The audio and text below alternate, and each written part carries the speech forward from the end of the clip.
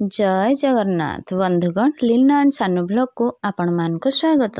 बंधुगण एही भिडियोटी आज आपण मानक पई बहुत अधिक खास एवं गुरुत्वपूर्ण रही अछि। आजिर भिडियो रे आमे माने जानिमा नुआ वर्ष दिन अर्थात 2025 मसिया जनवरी 1 तारिख दिन निज गृह को नहीं आसतु एही गछर चेरको एवं निजर गलारे किंबा हाथ रे बांधी दियंतु डेउरिया रे पुराई एही गछर चेरको देखिबे आपणकर समस्त मनस्कामना पूर्ण होइजिब। भाग्य आपणकर साथ देव एवं आपण बनिजिबे कोटिपति।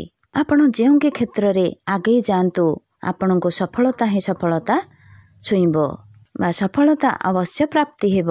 मु आज आपण मानकु जेउ वृक्षर चेर विषय रे कहिबी एहा सबुठारु पावरफुल एवं जबरदस्त गछ अटे। बंधुगण आपण माने भिडियोटी को स्किप न करी शेष पर्यंत निहाती निश्चय भावरे देखंतु। जदि आपण माने स्किप करदेबे ताहाले आपण सबु विषय रे ठीक भावरे जानि पारिबे नाही। आपण माने निश्चय भावरे एही नुआ वर्ष बा जनवरी 1 तारिख 2025 मसीहा दिन एही गछर चेरको आनी निजर शरीर रे धारण करंतु। देखिबे पूरा वर्ष केबे भी आपनको धन एवं मरणर कमी हेबो नाही। आपणक जीवन रे धन सुख समृद्धि वैभवर प्राप्ति हेबो। बंधुगण हिंदू संस्कृति अनुसार केतेक पौराणिक मान्यता को महत्व दिया जाय अछि कि केतेक एपरी वृक्ष होइथांती जहाकी बहुत शुभ होइथांती एवं सेही वृक्ष गुडी को पवित्र मना जाय थाए। केतेक एपरी कि वृक्षलता होइथांती जहाकी आम जीवन रे चालुथिबा समस्या गुडी को दूर करि देइथांती। खास कथा एहा अटे कि वृक्षलतार ना केवल लोक माने पूजा करिथांती औषध रूप रे मध्य लोक माने ताको व्यवहार करिथांती। एहा केतेक प्रकार बेमारी को मध्य ठीक करिथाए। सेही वृक्ष मानक मध्यरु मु आपनकु आज एमिति किछि वृक्ष विषय रे कहिबी जहा अत्यंत पावरफुल एवं जबरदस्त वृक्ष अटे। तेबे एही गछर चेर को आपनकु नुआ वर्ष दिन आनिबाकु पड़िबो। सेही वृक्षर चेर को आनी पूजा करी आपण माने निजर शरीर रे धारण करिबाकु हेबो।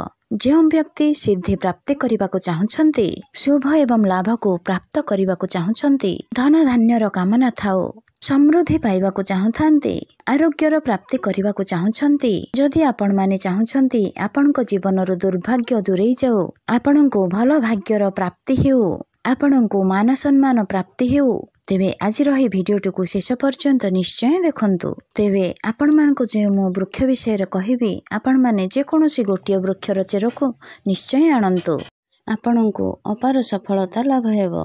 एही वृक्षलता मानक मध्य रे अधिक ही बहुत चमत्कारी शक्ति रही थाए। आपण मानंतु एबा न मानंतु आमे केते सब वृक्षलता को प्रयोग करी जटिल रोग मध्य भल करि थाओ।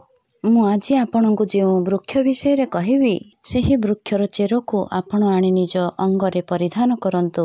आपण देखिबे आपणको फायदा ही फायदा मिलिबो। आपणको सेही समस्त जिनिस प्राप्ति हेबो जहा कि आपण लंबा समय धरी प्राप्ति करिबाकु चाहुथिले किंतु प्राप्त करि पारु नथिले।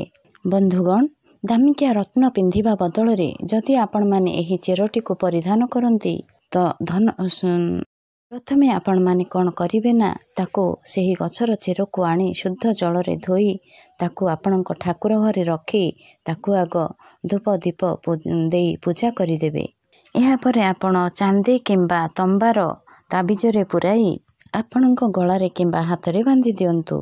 तेबे बंधुगण डेरी नकरी आसंतु एबे जानिमा एही नुआ वर्ष दिन केउ गछर चेर को आपण माने परिधान करिवे। एहा पूर्वरु आपण माने जदि माँ लक्ष्मी को सचा हृदय भल पाउथांती बा भक्ति करुथांती तेबे मोर ही भिडियोटी को लाइक करी कमेंट बॉक्स रे जय माँ लक्ष्मी लिखिबाकु जमा भी भूलंतु नहीं। तेबे प्रथम गछटीर नाम हेउची आपणको अति सहजरे मिलिजिबो ता हेउची धला अरख गछ। एही गछटी भगवान श्री गणेशंकर अत्यंत प्रिय होइथाए। देखंतु बंधुगण ए वर्षर 2025 मसीहार नुआ वर्षटी बुधवार दिन पड़ुअछि। आपण माने जानिछंती एही बुधवारटी हेउची प्रभु श्री गणेशंको समर्पित अटे। आपण माने जदि भगवान श्री गणेशंकर कृपा प्राप्त करिबाकु चाहुछंती सेही धला अरख गछर चेर को आनी निज अंगरे धारण करंतु। एही धला अरख गछ को भगवान श्री गणेशंक स्वरूप बोली कहा जाय थाए। जेउ धला अरख गछ 11 वर्षरु ऊर्ध्व होइथाए सेही धला अरख गछ भगवान श्री गणेशंकर सुंढर आकृतिर होई जाय थाए। ଭଗବାନ ଶ୍ରୀ ଗଣେଶଙ୍କୁ ରିଦ୍ଧି ସିଦ୍ଧି ବା ଶୁଭ ଲାଭର ସ୍ୱାମୀ ବୋଲି କୁହାଯାଇଥାଏ। ଯଦି ଆପଣମାନେ ସିଦ୍ଧି ରିଦ୍ଧି ଶୁଭ ଲାଭ ଧନ ବୈଭବ ପ୍ରାପ୍ତି କରିବାକୁ ଚାହୁଁଛନ୍ତି, ତେବେ ଅରଖ ଗଛର ଚେର ଏହି ନୂଆ ବର୍ଷରେ ବା ଜାନୁଆରୀ 1 ତାରିଖ ନୂଆ ବର୍ଷ ଦିନ ନେଇ ଆସନ୍ତୁ। ତାପରେ ଆପଣମାନେ ଏହାକୁ ଠାକୁର ଘରେ ପୂଜା କରି ତମ୍ବା କିମ୍ବା ଚାନ୍ଦିର ତାବିଜରେ ଆପଣଙ୍କ ବେକ କିମ୍ବା ବାହୁରେ ବାନ୍ଧି ଦିଅନ୍ତୁ। ଦେଖିବେ ଆପଣ ଏହାଦ୍ୱାରା ଆପଣଙ୍କୁ ଅନେକ ଫାଇଦା ପ୍ରାପ୍ତି ହେବ। ନବଗ୍ରହଙ୍କର ପୀଡ଼ା ମଧ୍ୟ ଦୂର ହୋଇଥାଏ। ଖାସ୍ କରି ବୁଧ ଗ୍ରହଙ୍କର ପୀଡ଼ା ମଧ୍ୟ ଦୂର ହୋଇଥାଏ। ଆପଣଙ୍କ ଉପରେ ଭଗବାନ ଗଣେଶଙ୍କର ଆଶୀର୍ବାଦ ମଧ୍ୟ ପ୍ରାପ୍ତି ହୋଇଥାଏ। ବ୍ୟାପାର ବାଣିଜ୍ୟ ଏବଂ କର୍ମକ୍ଷେତ୍ରରେ ଆପଣମାନେ ମଧ୍ୟ ଉନ୍ନତି କରିଥାନ୍ତି। ଆପଣ କୌଣସି ଚେର ଆଣନ୍ତୁ କିମ୍ବା ନ ଆଣନ୍ତୁ, ଏହି ଧଳା ଅରଖ ଚେରର ଗଛର ଚେର ନିହାତି ଭାବରେ ନୂଆବର୍ଷ ଦିନ ଆଣନ୍ତୁ। ତେବେ ଦ୍ୱିତୀୟ ଗଛଟି ବିଷୟରେ ଆସନ୍ତୁ ଜାଣିବା। ଦ୍ୱିତୀୟ ଗଛଟି ହେଉଛି କଳା ଦୁଦୁରା ଗଛ। ଏହି କଳା ଦୁଦୁରା ଗଛର ଚେର ଆଣି ନିହାତି ଆପଣମାନେ ଯେପରି ପୂର୍ବ ପରି ଗୃହକୁ ଆଣି ଠାକୁର ଘରେ ଥୋଇ ତାକୁ ପୂଜା କରି ତାବିଜରେ ପୁରାଇ ମଧ୍ୟ ଲଗାନ୍ତୁ।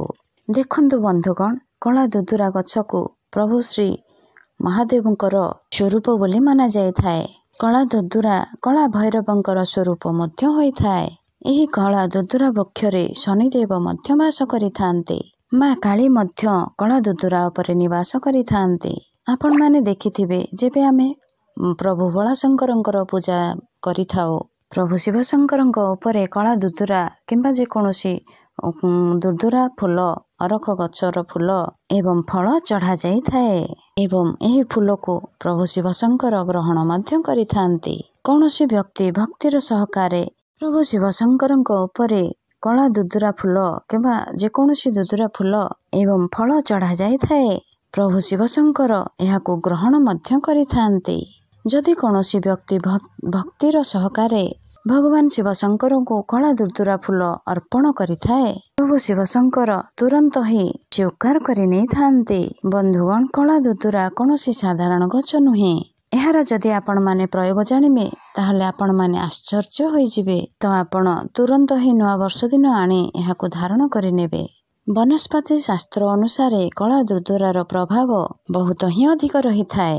ଯେମିତିକି ଶନି ଗ୍ରହର ପ୍ରଭାବ, ମଙ୍ଗଳ ଗ୍ରହଙ୍କର ପ୍ରଭାବ ଯେପରିକି ଶକ୍ତିଶାଳୀ ମନାଯାଏ, ଏହିପରି ସେହି କଳା ଦୁଦୁରାର ଚେର ଅଟେ, ତାହାକୁ ବହୁତ ଅଧିକ ଶକ୍ତିଶାଳୀ ମନାଯାଇଥାଏ। ବନ୍ଧୁଗଣ, ଆପଣମାନେ ଜଲ୍ଦି ହିଁ ଆଣି ଏହି କଳା ଦୁଦୁରା ଗଛର ଚେରକୁ ଦେହରେ ରଖି ପୂଜା କରି ତାବିଜରେ ଲଗାଇ ନିଜ ଶରୀରରେ ଧାରଣ କରନ୍ତୁ।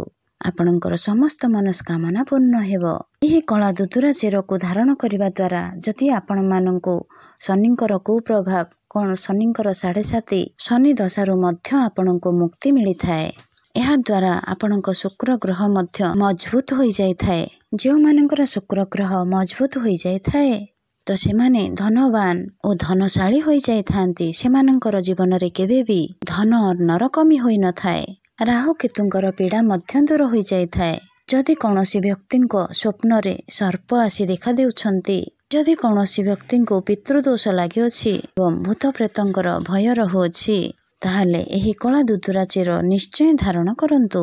ଆପଣମାନେ ସମସ୍ତ ସମସ୍ୟାରୁ ମୁକ୍ତି ପାଇବେ। ପରବର୍ତ୍ତୀ ଦିବ୍ୟ ଗଛଟି ହେଉଛି ଚମେଲି ଗଛ। ଏହି ଚମେଲି ଗଛର ଚେର ଆପଣମାନଙ୍କୁ ନୂଆ ବର୍ଷ ଦିନ ନିହାତି ଆଣିବା ଦରକାର। ଏହି ଚମେଲି ଗଛର ମୂଳରେ ଦୈବୀ ଶକ୍ତିମାନଙ୍କର ବାସ ହୋଇଥାଏ।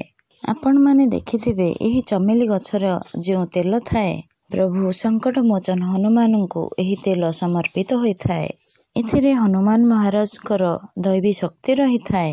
ଯେଉଁ ଲୋକ ମା ଲକ୍ଷ୍ମୀଙ୍କର କୃପା ଲାଭ କରିବାକୁ ଚାହୁଁଛନ୍ତି, ଲକ୍ଷ୍ମୀ ସିଦ୍ଧି ପ୍ରାପ୍ତ କରିବାକୁ ଚାହୁଁଛନ୍ତି, ଯେଉଁ ଲୋକ ମନ୍ତ୍ର ସିଦ୍ଧି କରିବାକୁ ଚାହୁଁଛନ୍ତି ଏବଂ ଆରୋଗ୍ୟ ରହିବାକୁ ଚାହୁଁଛନ୍ତି, ଏହାକୁ ତମ୍ବା କିମ୍ବା ଚାନ୍ଦିର ତାବିଜରେ ପୁରାଇ ନିଜ ଦେହରେ ଧାରଣ କରନ୍ତୁ।